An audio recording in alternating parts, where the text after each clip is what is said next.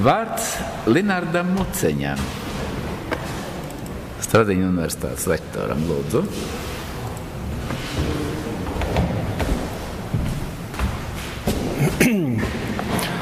Cienījamā priekšsēdētāja, cienījamie konferences dalībnieki, paldies par iespēju uzstāties.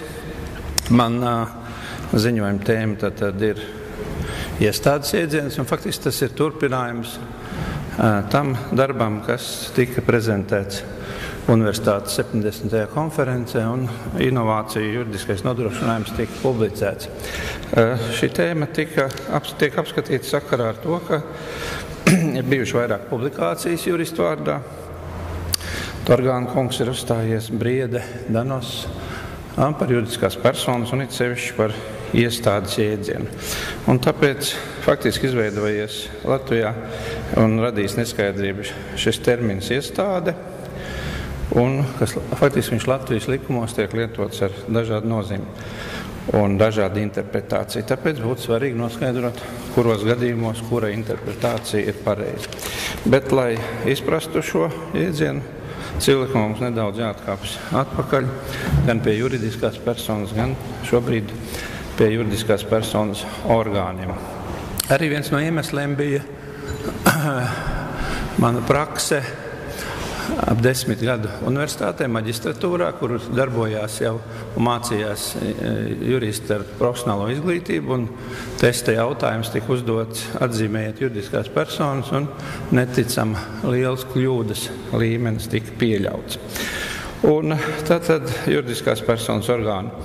Tātad viena no juridiskās personas obligātām neatņemam pazīmēm, tātad ir šie juridiskās personas orgāni.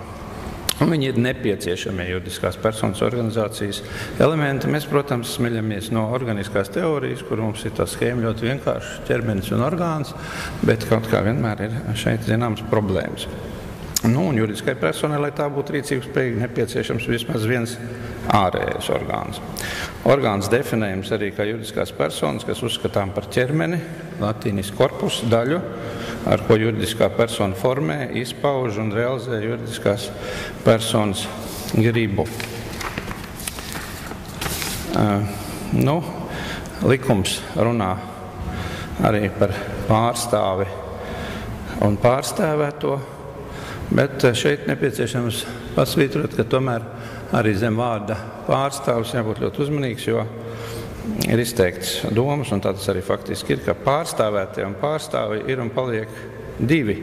Tātad juridiskā persona un tā orgāns ir un paliek viena persona. Tā ka šeit ir tomēr nianses, ja juridiskā persona dod pārstāvības kādai citai personai, vai tomēr to veids šie orgāni. Tā ka šeit arī var izvērst veselu diskusiju. Tātad orgāni ir šie veselā juridiskās personas daļas.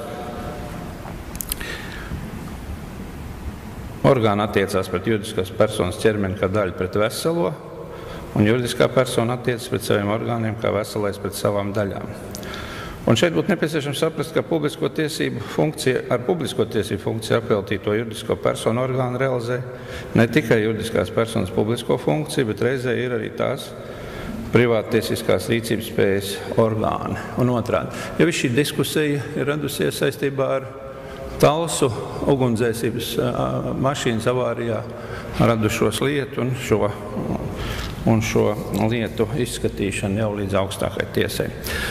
Protams, juridiskai personai ir ne tikai viens orgāns, bet parasti ir vairāk orgānu. Ja mēs viņus tā apskatām, tad mēs redzam, ka kādi orgāni ir iekšēji vai novietojusies tā kā vairāk iekšā.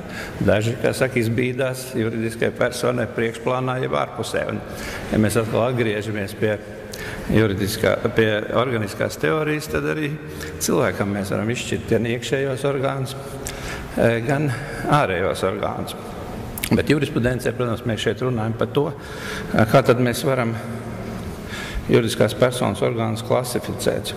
Ir iespējami dažādi klasifikācijas veidi, es neapskatīšu visu šodien, bet, manuprāt, būtiskākais juridisko personu orgānu formāls iedalījums attiecībā pret tā uzdevuma juridiskās personas funkcionēšanā. Tātad gribu veidojušie orgāni un gribu realizējušie orgāni. Arī doktrīna apstiprina šādu pieeju. Pirmos mēs saucam par juridiskās personas iekšējiem orgāniem, lai kā mums varbūt nepatīk salīdzinājums no padomu laikiem. Piemēram, ministru kabinets, universitātes satversmes sapulce, akcionāru sapulce, zvērnātu advokātu kopsapulce. Bet otros par juridiskās personas ārējiem orgāniem, teiksim, ministru prezidents, universitātes rektors, Latvijas bankas prezidents, valsts iestādes, pašvaldības iestādes. Tad iekšēji orgāni piedalās juridiskās personas gribas veidošanā, bet ārēji orgāni tiek veidot, lai juridiskā persona varētu realizēt šo savu iekšējo gribu, un ko ir noformulējusi, kas ir noformulēts kā juridiskās personas griba. Un kā arī tiek veidots, lai stātos tiesiskās attiecībās ar citām personām. Privātiskajā apgrozībā un attiecībās ar citām personām juridiskās personas stājas galvenokārt ar ārējo orgānu starpniecību. Nec iekšējiem orgāniem, nec ārējiem orgāniem nav juridiskās personas tiesības, un viņi attiecās kā daļa pret veselo.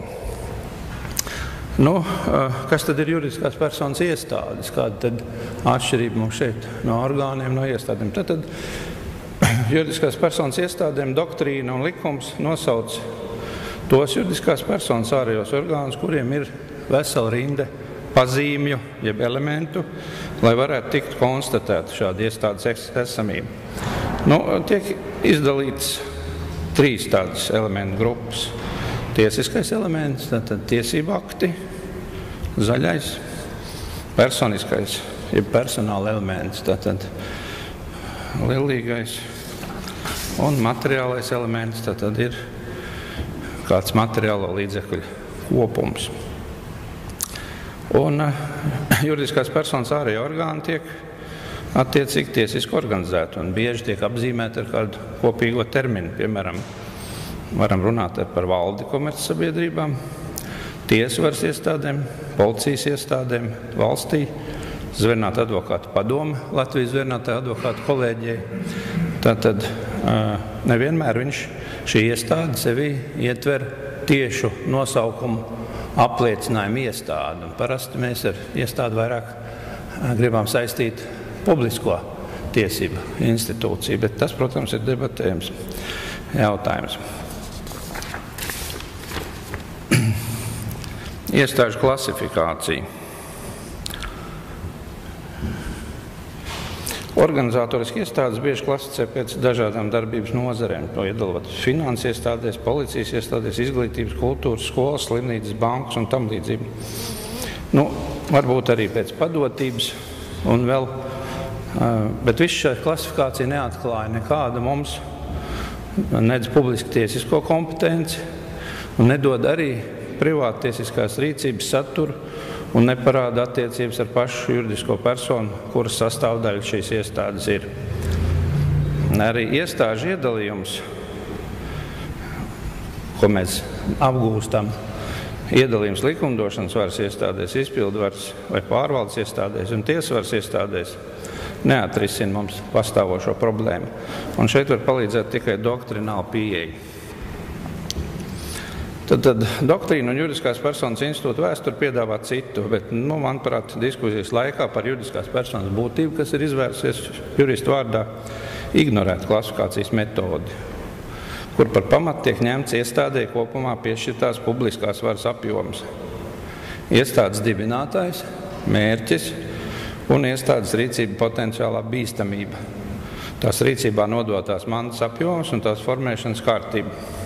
Un šī doktrīna iestādes iedala 2 būtiski atšķirīgās iestāžu grupās.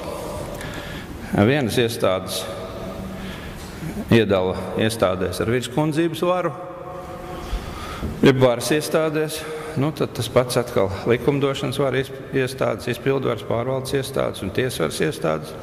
Un otra grupa ir iestādes bez virskundzības varas, jeb autonomās iestādes.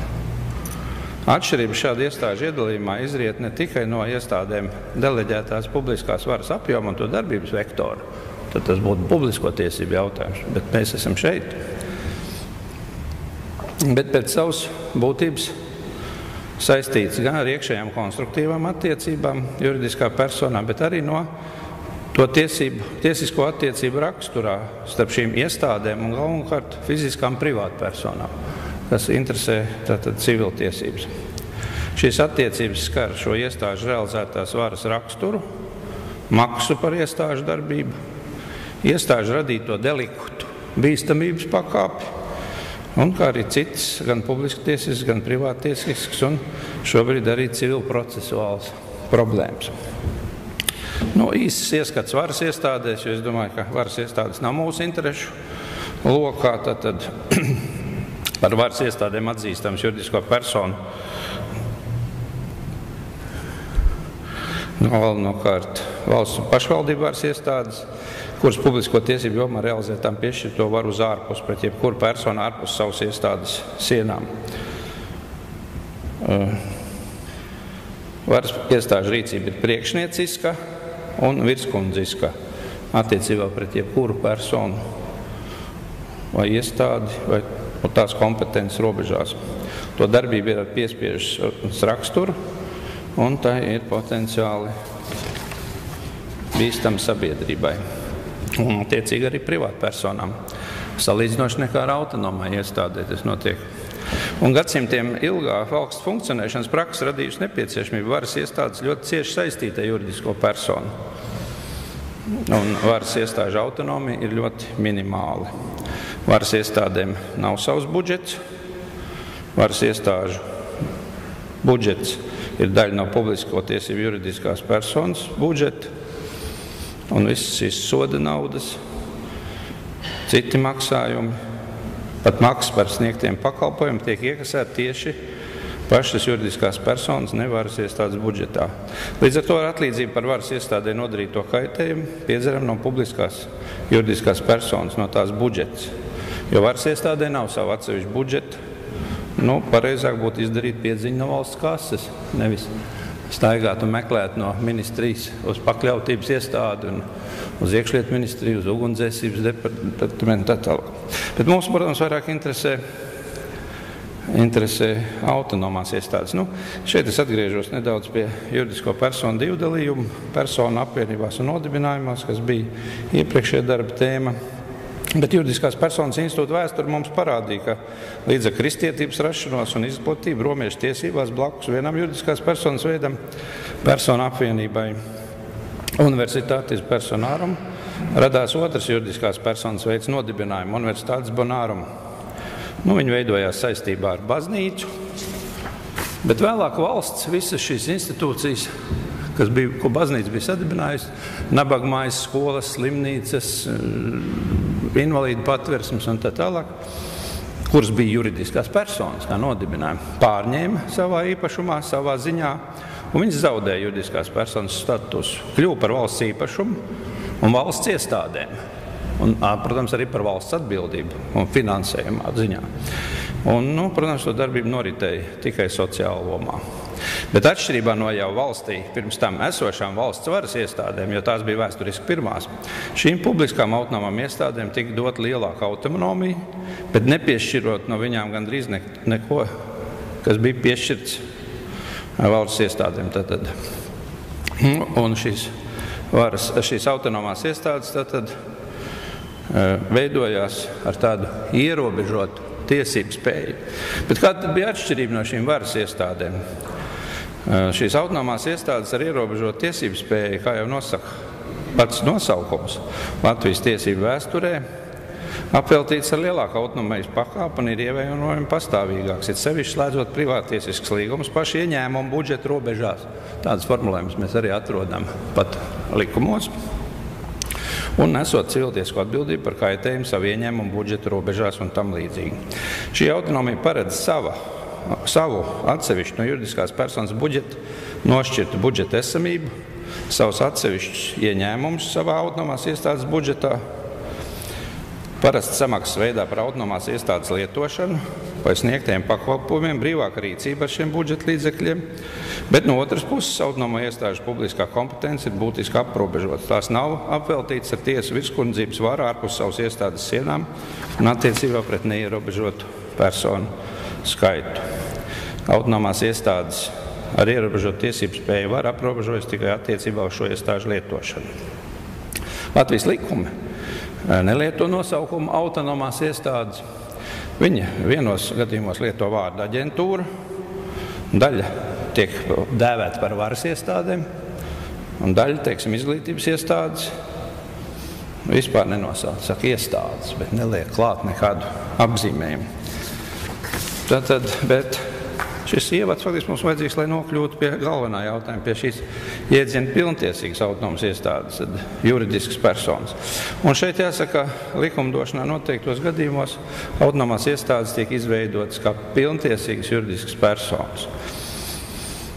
Varas iestādes tiesiskā valstī nekad neiegūst juridiskas personas statusu. Pilntiesīga autonoma iestāde, juridiskā persona tiek izveidota ar atsevišķu likumu kādu publisku mērķu sasniegšanai, vai arī, lai ierobežot pašas juridiskās personas dibinātāju civiltiesisko atbildību. Arī kādu citu mērķu var būt, protams.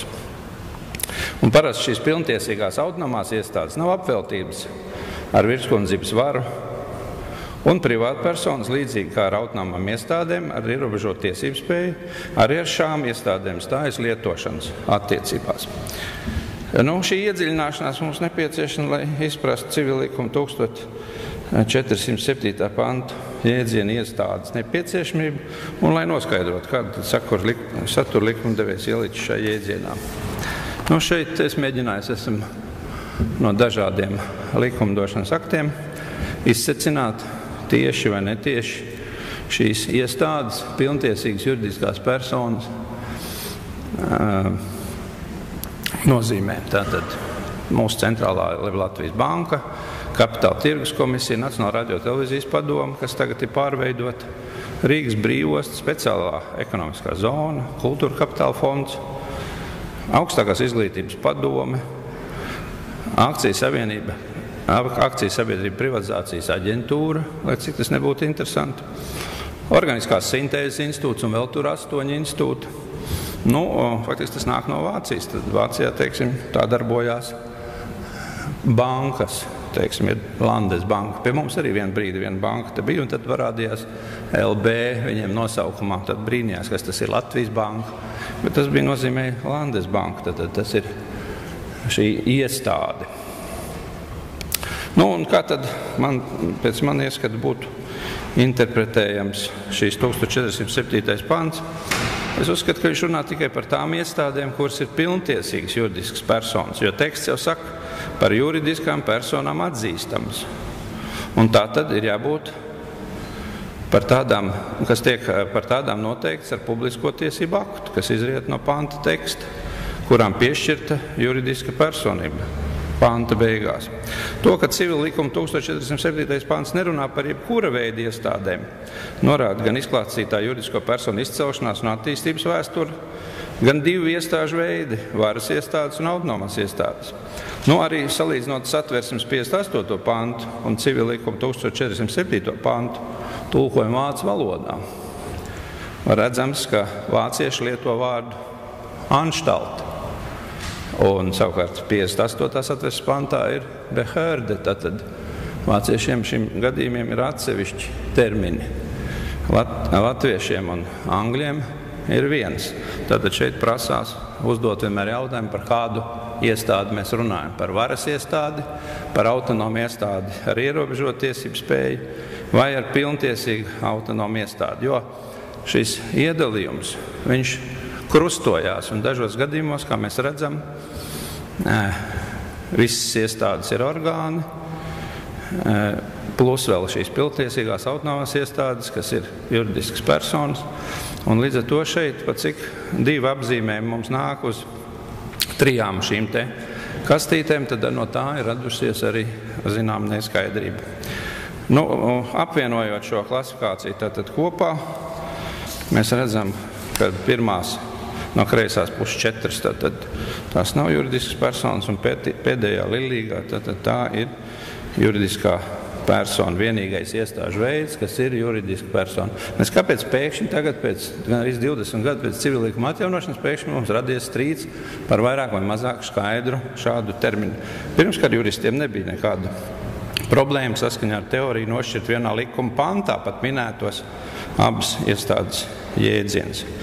Arī Briedes un Danovska civillikuma 1407. panta termins iestādes skaidrojums arī kaut kā ir iebraucis otrā grāvī. Jo viņi saka, ka ar šo jēdzienu jāsaprot atvasināt publisko tiesību juridiskā persona, kas ir mēģinājums civillikuma interpretācijā, tā kā iesaistīt arī publiskās tiesības. Bet tā nav kļūda. Pilntiesīga autonoma iestāde ir atvasināta publisko tiesību juridiskā persona lielākā skaitā gadījumu, bet viņi neizsmeļ visas atvasināto publisko tiesību juridisko personu gadījumus. Tādā ziņā tas ir iebilstams. Un piešķirot organizāciju juridiskās personas status privātiesību jomā, jebkura juridiska persona ir pilntiesīga, bet publiskajās tiesībās tās kompetences nosaka attiecīgais dibināšanas akts. Un valsts pārvaldes iekārtas likums nav ar augstāku status par citiem likumiem. Un tad kādi mums ir kopsavilkumi? Kopsavilkums ir sekojuši, tad juridiskai personām izšķiram iekšējo orgānu, ārējo orgānu, iestādes ir attiecīgi iekārtot juridisko personu ārējo orgānu. Otrais, visas iestādes iedalāmas varas iestādēs un autonomās iestādēs. Mēs bieži lietojam tikai operējam jēdzienu publiskās iestādes, bet pa priekšu jāizstāv varas iestādēs, un tad mēs varam runāt par publiskām iestādēm un autonomās iestādēs. Iestādes publiskajās tiesībās un privātās tiesībās uzstājas juridiskās personas vārdā. Un trešais, autonomās iestādes var izveidot gan kā juridisko personu orgāns, gan arī dibināt kā pilntiesīgas juridiskas personas. Tas ir likumdevēja vai citos gadījumos attiecīgo institūtu politiska izšķiršanās. Un tātad par civilu likumu 1407. pantā minēto iestādi uzskatām tikai tā autonomā iestāde, kur dibināta kā pilntiesīga juridiska persona. Un par civilu likumu 1407. pantā minēto iestādi nav uzskatām valsts varas iestāde, kur izveidot kā juridiskās personas orgāns. Šeit orgānu viedoklis bija šī sakarā. Un par iestādi nav uzskatām jebkura atvasināt publisko tiesību juridiskā persona, kā uzskata Briedis un Danovska savā rakstā juristu vārdā. Paldies! Paldies par referātu. Kādi ir jautājumi šajā referāta nolasīšanas brīdī? Varbūt nav vēl nevienam jautājumu. Paldies tad referentam Linardam Muceņam. Priekšlasījumu. Skēmas 10 gadus atrodas juridiskās metodoloģiskā kabinetā. Lieliski, paldies. Next speaker, Marta Stepnovska.